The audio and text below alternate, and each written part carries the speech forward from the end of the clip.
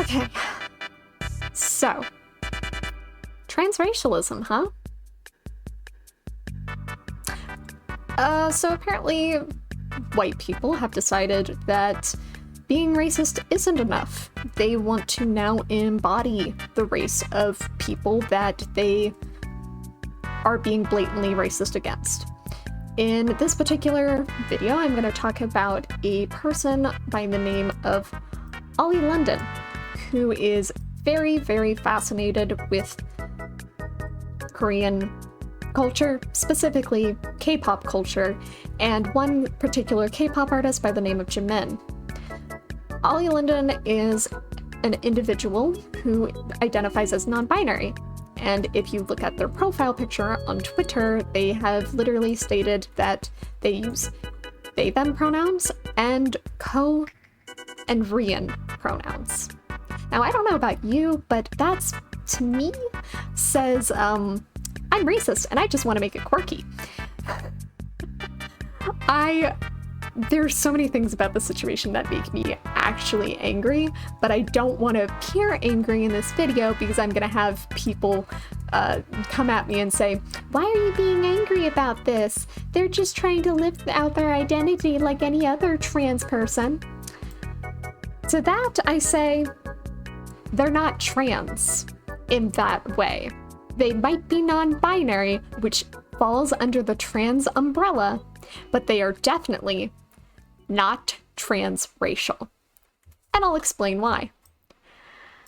When Ollie London first started these very controversial and blatantly racist statements about how they wanted to look more and more like their favorite K-pop idol, I was like, okay, that's a very unhealthy parasocial relationship that you have there, to the point where it's borderline kind of creepy, kind of stalker behavior. Now, Ollie did not try anything to actually learn about Korean culture. They have not learned the language, to my knowledge. They have not spent a long, vast period of time in Korea, to my knowledge. They have not tried to actually appreciate, not appropriate, Korean culture, to my knowledge. They are purely in it to look like their favorite idol. And by look like their favorite idol, I mean they have gone out of their way to literally pay over 125 British pounds of money towards facial reconstruction surgery to look Korean, and specifically look as close to their favorite K-pop idol as they possibly can. And I've looked at the pictures and I've looked at the journey. They don't look anything like him. I'm sorry that might seem insensitive. I don't really care because you're blatantly being racist, so go off, I guess. But they look nothing like Jimin. Jimin looks like a wonderful young South Korean K-pop idol. He looks really, really nice. He looks like somebody that I'd want to spend my time with. Ollie looks like a white person trying to literally be a Korean, which is what they stated that they actually want to be. So the whole transracialism thing is something that I've noticed on Twitter has been a really big trend, especially with people like Ariana Grande's friend group following. There's a lot of people who identify as transracial, and they're a part of that, and they've tried to deeply melanate their skin tone. And a lot of these times I'm like, is this a troll? Is this real? Is this just bait to make people angry with them? But most of the time, those people end up with thousands upon thousands of quote retweets telling them to stop. And these same people seem to just not get the hint, or they just really, really, really want the clout and the attention, no matter how bad that attention might be. And a lot of the times, it's very bad, especially in the case of Ollie London, who, like I said before, has stated that they use co and Rian pronouns because they are specifically transracial and they want to be Korean. That's not a thing, bud. Please get therapy. If I sound angry, it is because I am. There are people who are actually transgender who have to go through a lot of oppression. A lot of oppression in their day-to-day lives. And this individual who is blatantly white and will always be white, and it will always be clear that they are white, has gone out of their way and used so much money and so much resources to make themselves appear as close to Korean as they possibly can.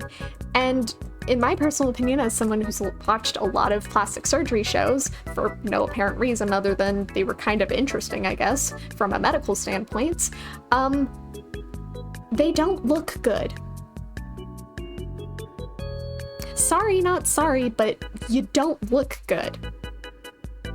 If it was just simple stuff like, yes, I want to check up on my wrinkles. I want to make sure that I have a more, youthful appearance. Or maybe I'm just not 100% on my nose. Maybe it just needs a little bit of a tuck.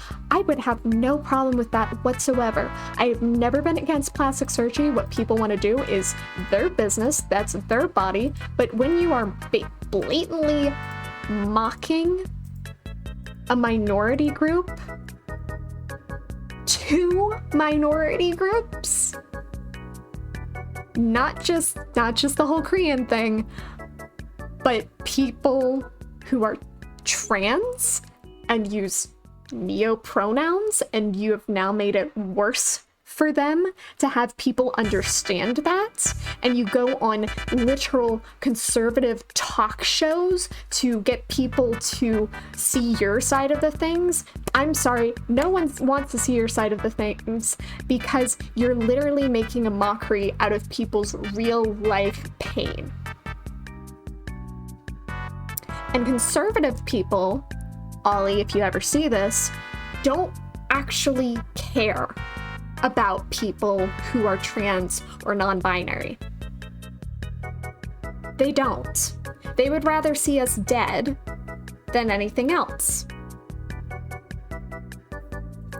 I can't tell you how many times I have to see GoFundMe accounts for trans women, specifically trans women of color. And just the blatant the blatant transphobia that they have